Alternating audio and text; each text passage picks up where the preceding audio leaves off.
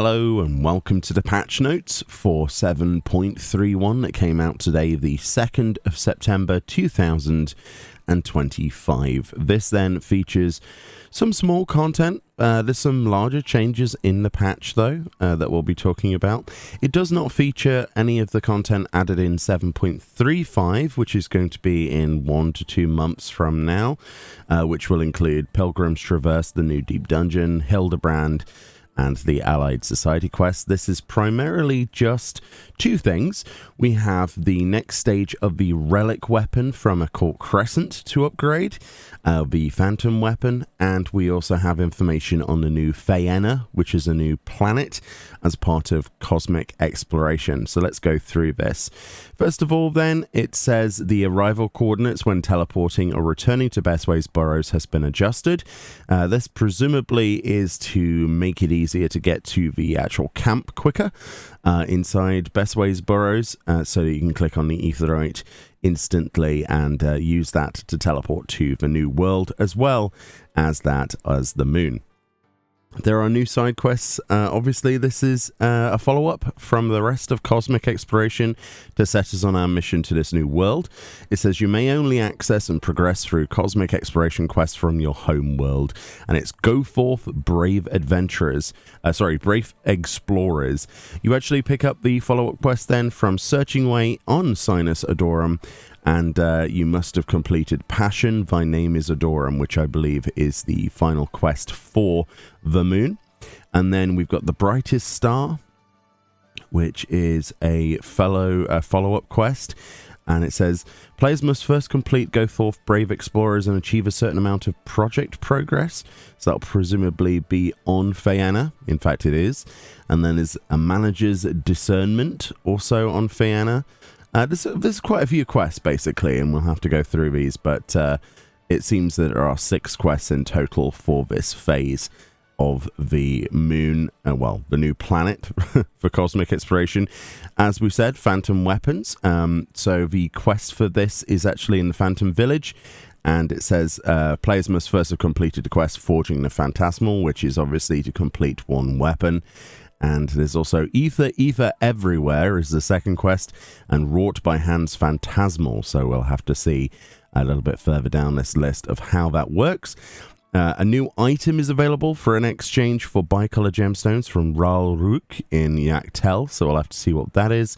And there's a bunch of new furnishings. Presumably this is from the Cosmic Fortunes minigame.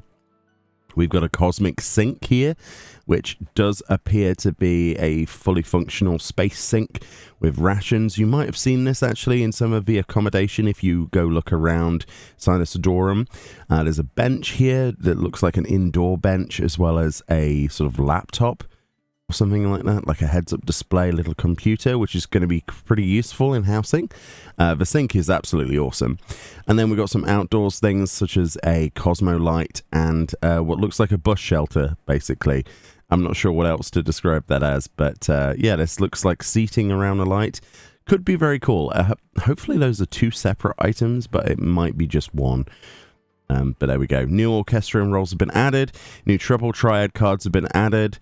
So presumably on the moon or somewhere else. And there's a new emote, which is practically impossible to tell what that is. It looks like that character is sort of bracing their arm for some reason. It could be a dance. I have no idea. Battle system then. As we were talking about, Mr. Ozma on Twitter last week, I think it was discussing the upcoming changes. They sort of hinted at the idea that they're going to start making the older Deep Dungeon content that's a prerequisite for 7.35's Pilgrim Traverse a lot easier to complete through the buffing of Aetherpool.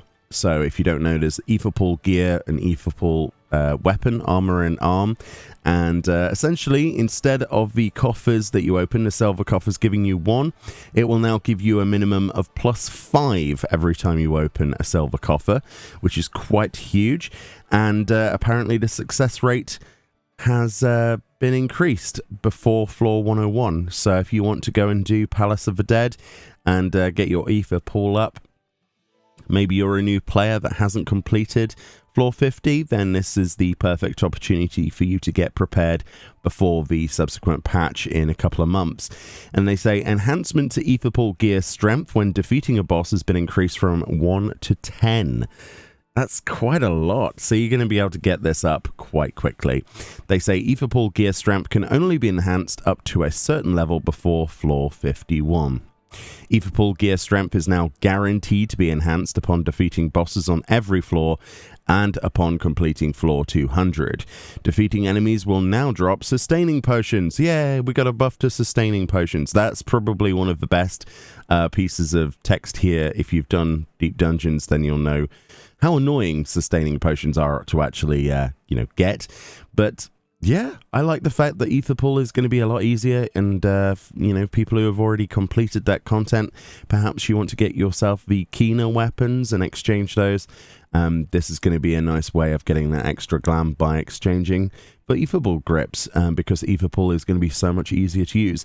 This apparently does not affect any of the other deep dungeons. The only reason they've done this is that they can fast track people through this content, because it is a prerequisite of floor 50 to be able to get to the new deep dungeon that releases in a couple of months. So that's the only reason.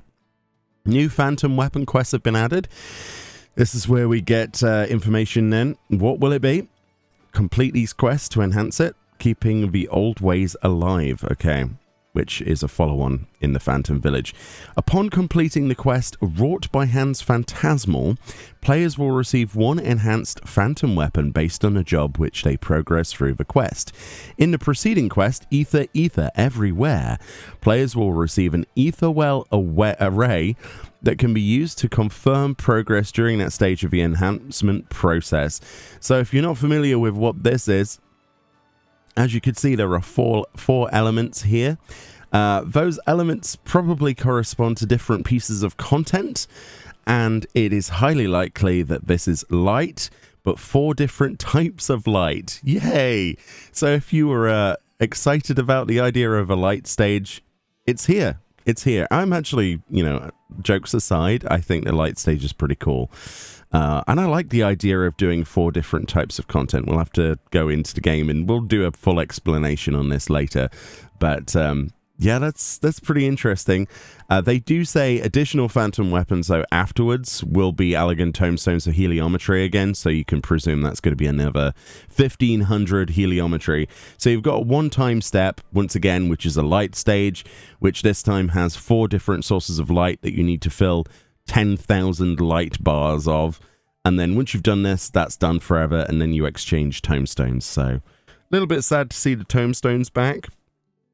I would have personally liked to have seen a repeated light stage, but I can understand that they want to, split the hairs and give both types of player a piece of content. But you are still going to have to do your light stage first, so get ready for light. So we're moving on to PvP. There have been some buffs and nerfs. We're not going to read through all of these because it would take me all morning and I've got other things to do. But as you can see here, we've got stuff like, or for all jobs, Purify, the MP cost has been reduced to 2,000 from 2,500. Same for Recuperate. Salted Earth got quite a big buff in PvP for Dark Knight for some reason. It's healing over time potency up to 6,000 from 4,000. The damage over time potency 4,000 to 6,000. Delay until Salt and Darkness becomes usable has been reduced from 1 to 0.8 seconds. Not really understanding why Salted Earth needed a buff. But yeah, Dark Knights should be pretty happy. Potency's been increased of Salt and Darkness from 4 to 6,000 as well. Holy moly. We got quite a few buffs for various monk moves in PvP. Yeah, I'll let you read through this yourself, but those are the highlights for the most part. Everything else is mostly fair balancing. But yeah, Dark Knight buff, oof, interesting. New items have been added. Of course, these represent the 2 new glams with Cosmic Exploration. As you can see, there's kind of like a military uniform on the left, which kind of looks like you're the general of a battleship or something in space. And then another spacesuit, which does this time look like an aircraft pilot, because it's got like a breathing tube and then a visor instead of a complete helmet. which is pretty cool. This is probably also Cosmic Fortunes or vendor purchased with Cosmo credits. New recipes, which they haven't talked about here. It says, when using an item registered to a hotbar, the icon will now appear grayed out if the target character is out of range. That's a quite nice quality of life change that they've sneaked in there.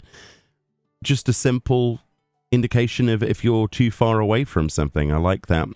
Faena got added to Cosmic Exploration, which is a new planet, and of course there's a prerequisite, and basically you need to go to the Best Ways Burrow, and you can speak with Cruising Way in Sinus Adorum, selecting Faena as a destination. They've got this new heads-up display where you get to choose which one you teleport to, either the moon or Faena. There is presumably a few more being added to this list in the future. They've got their own credit system, so Faena credits by participating in stellar missions and projects on Faena. These credits can be exchanged for mech op pilot applications while on the star or used to draw cosmic fortunes. So instead of there being your lunar credits, they've got Faena credits now. You still have Cosmo credits though. That is still a universal currency. It's just the other one that has changed specifically for Faena related specific items, either from the vendor presumably, but mostly from the Cosmo Spinny game. We got Faena exploration tokens. They can be exchanged for a special mount. These tokens are awarded upon the completion of EX plus stellar missions. Both the tokens themselves and the mount available for exchange can be sold via the market board. So you could just spend gil on whatever this is. Presumably it's going to be the dump truck or something like that. But basically, by doing those specific missions, you get tokens for a mount, which is pretty cool, actually. I quite like there being something that you get from doing X amount of the harder stuff. Yeah. So we got daily successes. Lunar credits earned via daily successes will be converted to Faena credits. Please note that daily success points can also be accrued in Sinus Adorum. So yeah, depending on where you go, depending on if you're on the moon or the new planet, depends on what credits you get. Understood. Faena has been added to a separate category on the standard successes, and the stellar successes window will now display standard successes corresponding to the star on which you currently reside. Players may check the progress of standard successes on other stars via the pull-down menu towards the top of the menu window. So yeah, and they've got the starward standings once again, obviously, if you want to get a buff, essentially, for 14 days, and a hologram of your player. Basically, nothing has changed there. It's Star Contributor once again, but for Faena. The Infrastructure Index will now open automatically upon project completion. You can disable this in the Settings window, which is quite good. Cosmic Tools, then. We can enhance those even further, which presumably is by just filling out more EXP bars. It says, completing stellar missions, players obtain research data. Yep. Critical for tool enhancement. Cosmic prototypes do not need to be equipped to accrue research data. So it's basically exactly the same as the moon in nearly every single way for enhancing the tools. Fair enough. New mounts have been added. They finally added the bulldozer. It's the yellow one as well. Interesting.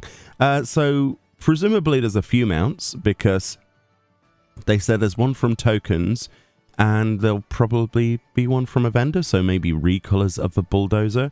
I know a lot of people have wanted this, including myself, so super hyped to see that on the list. Yeah, hopefully it has some action buttons. New minions have been added. We've got ourselves the mobile suit, but like a minion version of that, which is quite cute. I do like that. We got some new face wear. We got some eye patches, I guess, and like a Scouter reader or something like that. Very interesting. Can't wait to see where those are from. Then we got some system changes. In order to reduce server congestion, Faena has multiple instances. They're going to monitor that and remove it as necessary. The division of Shaloni Heritage Found, Living Memory, and Lower Juno into multiple instances will be removed from 7.3. So if you're wondering if you're going to be able to do some hunt farms, those are going to be reduced to just singular instances, because obviously hunt farms would jump between the two or multiple instances of the same place. New achievements and titles. Obviously, we've got a lot of stuff. You know, points, basically. New trophies been added and achievements for PlayStation Series X and S Xbox. New music and sound effects. So that's pretty much the main patch. We've got some resolved issues here. They've fixed an issue wherein frame rate would drop during certain instances of dungeon battles, added in 7.3, which was a console version problem. There was an issue with Sandoria, the second walk, wherein the radius of certain boss attacks differed from the intended range. That's interesting. An issue with Vault 1 Iron, wherein the damage dealt by the enemy action acceleration bomb was lower than intended, so a little bit of a buff to damage in Vault 1 Iron. Cool. An issue in the shifting altars of Uzania, the shifting Oublette, and the shifting Gymnasian Aganon, wherein certain enemies would erroneously spawn in the center of the battlefield. Oh, that's weird.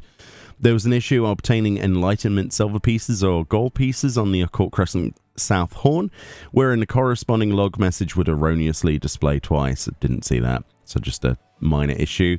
There was an issue with Eureka Orthos wherein graphic text appeared in German on floors where demi-clones were unavailable in the English-only version. Well, that's interesting, isn't it? You just go through the dungeon in English and then suddenly, graphic text was in German. That would have been quite freaky, actually. Quite cool. An issue in Crystalline Conflict custom matches wherein under certain conditions after the Pictomancer was incapacitated, they did not use the PvP action creature motif through the end of the match. They would be unable to use this action after selecting the rematch option.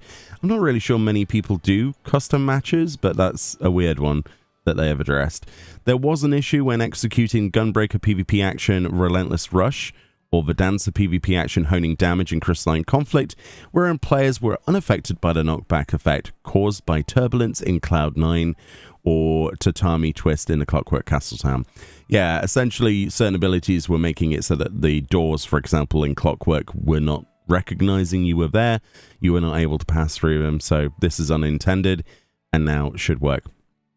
There was an issue wherein motions of certain PvE and PvP actions did not display correctly. An issue when playing as Mikote with the hairstyle granted by Modern Aesthetics Scion Special Issue 4, wherein equipping certain headgear would sometimes cause characters' ears to display incorrectly. I didn't know about that. Huh, interesting.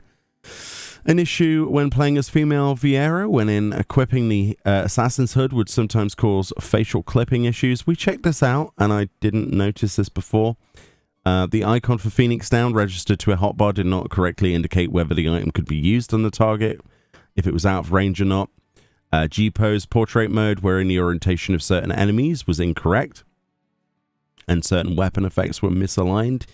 And it was an issue wherein receiving a chat or closing the tutorial window for the transportational escort quest could cause the game client to crash. Oh boy, that's interesting.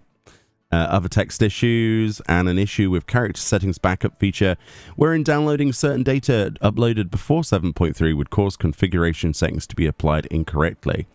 Interesting, and they say other issues have been addressed. And then we've got a bunch of known issues, so we might as well read through these. These are most likely associated with the new content. They say there's an issue with Cosmic Exploration mech ops when changing class after submitting a pilot application, wherein players who switch their primary tool directly via the methods listed below are unable to subsequently change class or participate in the mech op, leading to the forfeit of their submitted application. Interesting. So if you select and switch your primary tool via the character window, or selecting and switching their primary tool via the armory chest, it will forfeit you being able to do mech ops. That is a weird bug. They say, we're currently investigating the cause of the issue and working on a fix in a matter of priority. We apologize for any inconvenience this may cause. For the interim, players can avoid this issue via the methods here, refraining from changing class between submitting a pilot application and beginning the mech op, or changing class by swapping gear sets. So, if you're going to queue up for a mech operation, don't change class. There we go. That's I guess the TLDR of that. Oh boy. I'm sure they'll fix that pretty quickly. And we'll probably end up with some emergency maintenance for something like that, quite honestly. Because it's going to affect the ranking score, isn't it? Because mech ops are quite integral. Interesting.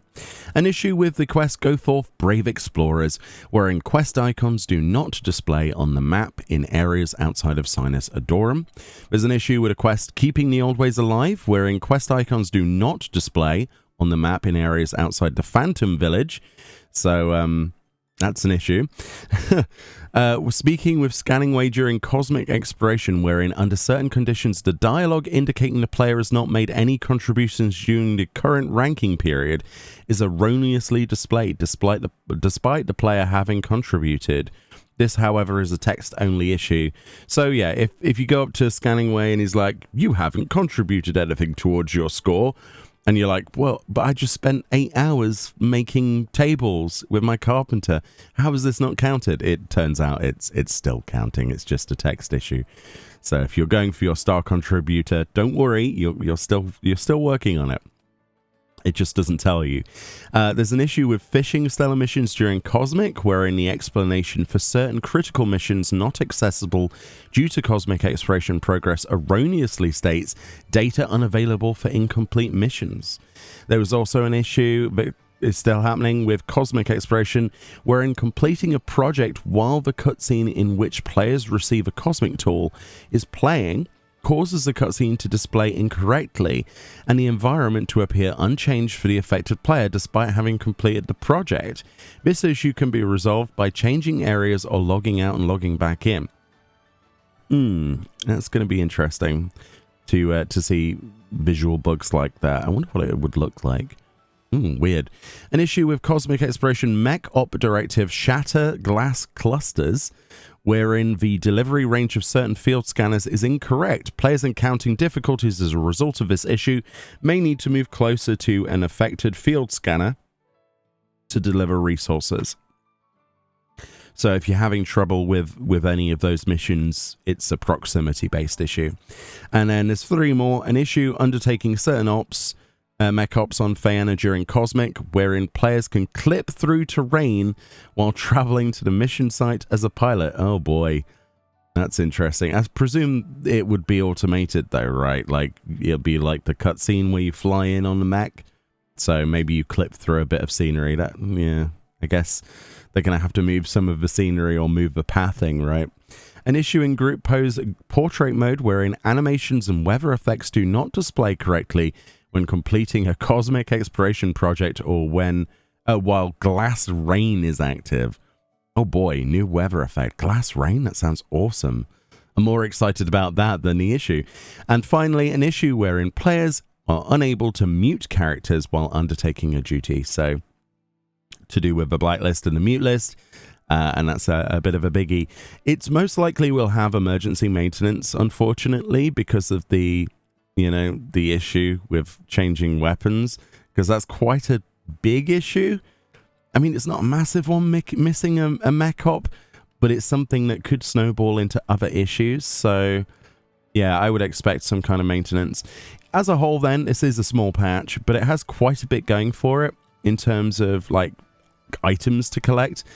For most people, I think, this doesn't have any major content. I think a lot of people will be either very happy or very upset with a light stage. Personally, I really like stages of relic weapons in the past, so I'm down for this. The tombstones section disappoints me a bit, but we need to have a balance of things, don't we?